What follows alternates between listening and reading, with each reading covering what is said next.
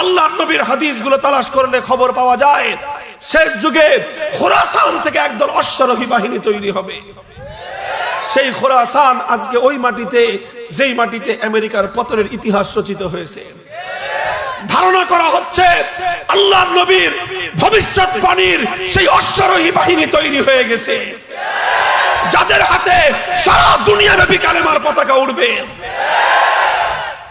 নবীর আরেক ভবিষ্যৎবাণী বাস্তবায়িত হওয়ারও সময় ঘনিয়ে এসেছে।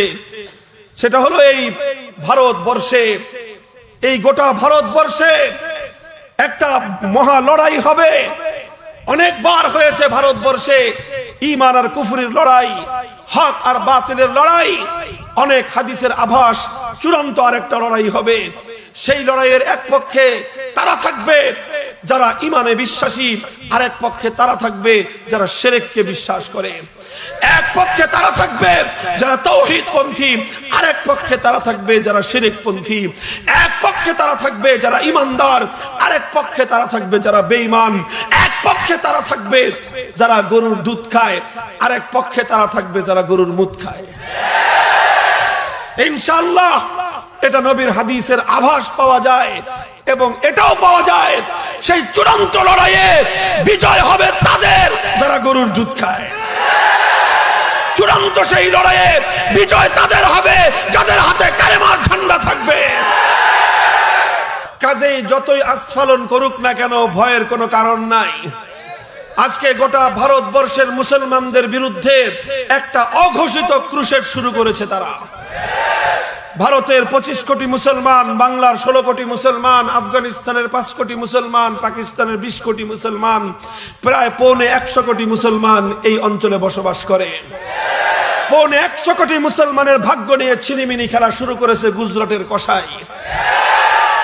আমাদের কোনো ভারতের বিরুদ্ধে কোনো ক্ষোভ নাই, কিন্তু বাংলাদেশের মানুষ দীর্ঘদিন ধরে দেখতেছে কিভাবে দিল্লির মুসলমানদের রক্ত নিয়ে ওরা হোলি খেলতেছে। এই সেই দিল্লি 750 বছর পর্যন্ত মুসলমানরা চোখের অশ্রু দিয়ে, মাথার ঘাম দিয়ে, বুকের রক্ত দিয়ে তিল তিল করে গড়ে তুলেছিল এই দিল্লি। এই সেই দিল্লি লাল কেল্লা নির্মাণ করেছিল কারা? দিল্লির জামে মসজিদ নির্মাণ করেছে কারা? গোটা আজও ভারতের 1 নম্বর জাতীয় সড়ক Sher Shah Suri road, Delhi grand trunk road নির্মাণ করেছে কারা? গোটা ভারতের সভ্যতা নির্মাণ করেছে কারা? কুতুব মিনার নির্মাণ করেছে কারা? ভারতের পর্যটনের অহংকার তাজমহল নির্মাণ করেছে কারা? মুহতারাম হাজিরিন, দিল্লির জামে মসজিদ নির্মাণ করেছে কারা? বাদশাহ জাহাঙ্গীর দিল্লির জামে মসজিদ নির্মাণ করেছিলেন গোটা দিল্লির প্রাণ কেন্দ্রের অহংকার আর গর্ব হিসেবে। সেই দিল্লি নির্মাণ করবার সময়, জামে মসজিদ তৈরি করবার সময় তার দৃষ্টিভঙ্গি কি ছিল? তিনি যখন জামে মসজিদ নির্মাণ করলেন, মিস্ত্রি এবং ইঞ্জিনিয়াররা জিজ্ঞাসা করলো মসজিদের ফ্লোর আর মেঝের উচ্চতা কতটুকু থাকবে, মসজিদের মুসল্লিরা যেখানে দাঁড়িয়ে নামাজ পড়বে সেই জায়গাটা কতটুকু উচ্চতা হবে। বাদশাহ জাহাঙ্গীর বলেছিলেন দিল্লির জামে মসজিদের মুসল্লিদের পা রাখবার ফ্লোরের উচ্চতা হবে দিল্লির মোগল সম্রাটের যে সিংহাসন, সেই সিংহাসনে সম্রাট বসবার পর তার মাথাটা যেই বরাবর থাকে, মসজিদের মুসল্লিদের পায়ের জায়গা সেই বরাবর করবা।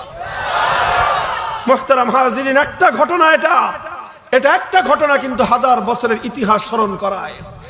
দিল্লি কিভাবে তৈরি হয়েছে, দিল্লিকে কিভাবে নির্মাণ করা হয়েছে, দিল্লিকে কিভাবে সুসজ্জিত করা হয়েছে, আজ সারা দুনিয়ার মানুষ দেখেছে।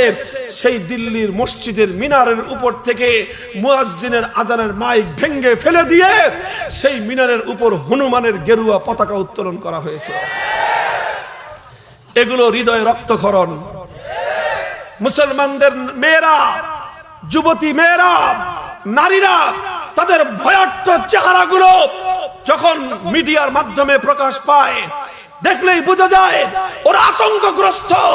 ওরা শঙ্কিত একটা জিনিস নিয়ে, সেটা হলো মায়ের ইজ্জত আর বোনের ইজ্জতের নিরাপত্তা নিয়ে আজকে ওরা শঙ্কিত।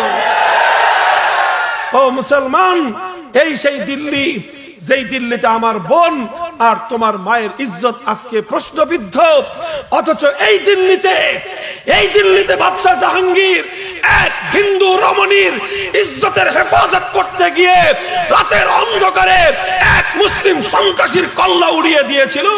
কল্লা উড়ানোর সময় তার ধারণা ছিল এটা নিজের শাহজাদা। মুহতারাম হাজিরিন, ঘটনা হয়তো আমি আগেও আপনাদেরকে বলেছি। বাদশা জাহাঙ্গীর যখন ক্ষমতার মসনদে, একদিন এক মহিলা হিন্দু রমণী বাদশার কাছে গিয়ে বিচার দায়ের করলো যে বাদশা, গত আমার এক সন্তান সে কর্মের তাগিদে অনেক দূরে চলে গেছে। আমরা এই দিল্লির এক প্রান্তে বসবাস করি, আমি আর আমার এক সুন্দরী পুত্রবধূ, ঘরে আমাদের কেউ নাই। কিন্তু আজ গত 3 দিন ধরে রাতের অন্ধকারে এক শক্তিশালী সন্ত্রাসী যুবক আমাদের ঘরে প্রবেশ করে জোরপূর্বক আমার পুত্রবধূর শ্লীলতাহানি করে যায়। আমরা বাধা দেওয়ার ক্ষমতা রাখি না। বাদশা, আমি আপনার কাছে এর বিহিত চাই। বাদশা জাহাঙ্গীর বলেছিলেন, যাও, আমি তোমাকে বিচার করব।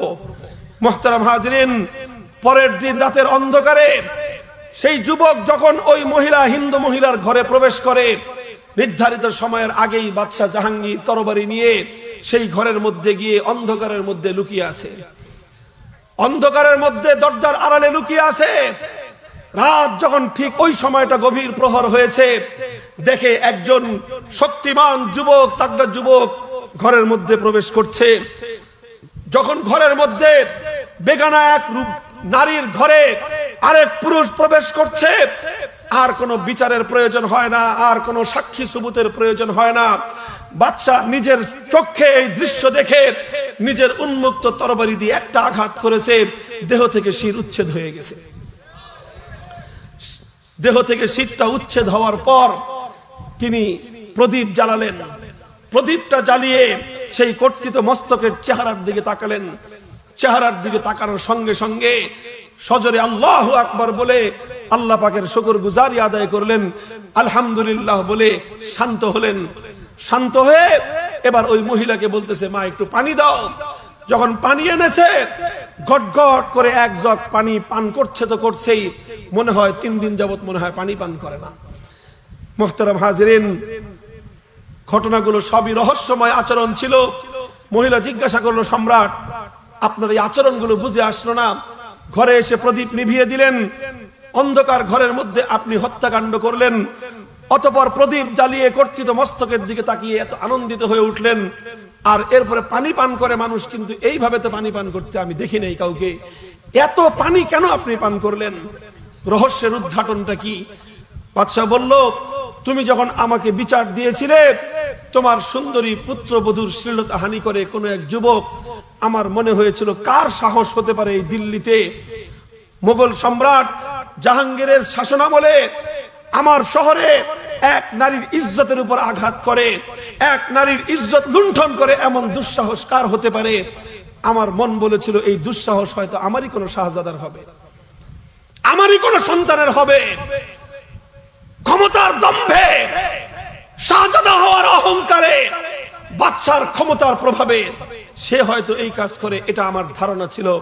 আমি সিদ্ধান্ত নিয়েছিলাম, হোক আমার সন্তান, আমি ওর কল্লা উড়াই দিব।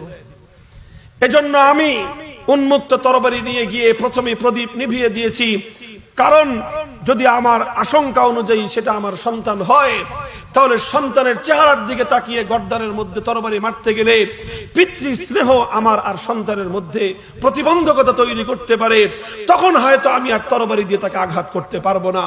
এজন্য আমার পিতৃ স্নেহ যেন জেগে না উঠে, আমার পুত্রের চেহারা যেন আমাকে দেখতে না হয়, চেহারা না দেখে আমি তার গর্দান উড়িয়ে দিয়েছি।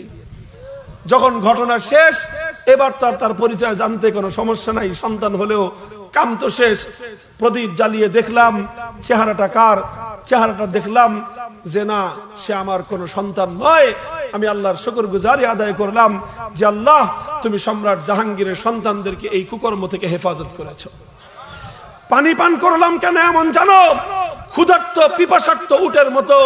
কারণ যখন তুমি আমাকে নালিশ দায়ের করেছিলা, আমি শপথ নিয়েছিলাম আল্লাহর সঙ্গে যে আমার মুসলিম সম্রাটের শহরে একজন হিন্দু রমণীর ইজ্জত লুণ্ঠিত হয়, আর আমি শাসক হয়ে তার যদি বিহিত করতে না পারি, বিচার না করা পর্যন্ত, সেই ধর্ষক আর লম্পটকে হত্যা করার আগ পর্যন্ত আমি এক ফোঁটা পানি পান করব না। তুমি বিচার দায়ের করার পর থেকে গত একদিন এবং রাত, দীর্ঘ রাত পর্যন্ত আমি এক ফোঁটা পানি পান করি নাই। আমি আমার প্রতিশ্রুতি পূর্ণ করার পর, আল্লাহর সঙ্গে আমার ওয়াদা পূরণ করার পর এবার আমি পানি পান করতেছি। মুহতারাম হাজিরিন, এই ছিল মুসলমানদের রাজন্যবর্গের ইতিহাস, এই ছিল দিল্লির ইতিহাস। আজ সেই দিল্লিতে আমার আর তোমার বোনেরা ভয়ার্থ চেহারায় মিডিয়াতে তাদের চেহারা দেখা যায়, তাদের চোখ জুড়ে রাজ্যের আতঙ্ক, কোন সময় কখন যেন তাদের ইজ্জতের উপর কোন লম্পটের আঘাত হয়। মুহতারাম হাজিরিন, বলতে চাই এই সমস্তের ভিতর দিয়ে একটা পরিবেশ তৈরি হচ্ছে। যদি সেই পরিবেশ অনিবার্য করে তোলা হয়, আর এভাবেই যদি মুসলমানদের উপর একের পর এক খড়গ চালানো হয়, এভাবেই যদি একটা সাম্প্রদায়িকতার বীজ বাষ্প ছড়িয়ে দেওয়া হয়, এভাবেই যদি সাম্প্রদায়িক একটা যুদ্ধের পরিস্থিতি তৈরি করে দেওয়া হয়, তাহলে 1.25 কোটি মুসলমানদের পক্ষ থেকে আমাদের স্পষ্ট পয়গাম হলো এই: আমরা তো আসলে যুদ্ধ চাই না, শান্তি চাই। আমরা বন্ধুত্ব চাই, লড়াই চাই না। আমরা সাম্প্রদায়িকতা চাই না, সম্প্রীতি চাই। কিন্তু মুসলমান সেই জাতি, যদি তাদেরকে যুদ্ধে যেতে বাধ্য করা হয়, তাদের কাঁধের উপর যদি জুলুম আর অত্যাচারের মাধ্যমে যুদ্ধকে অনিবার্য করে তোলা হয়, 1.25 কোটি মুসলমান শাহজালালের হাতিয়ার নিয়ে জিহাদের ময়দানে যেতে প্রস্তুত আছে।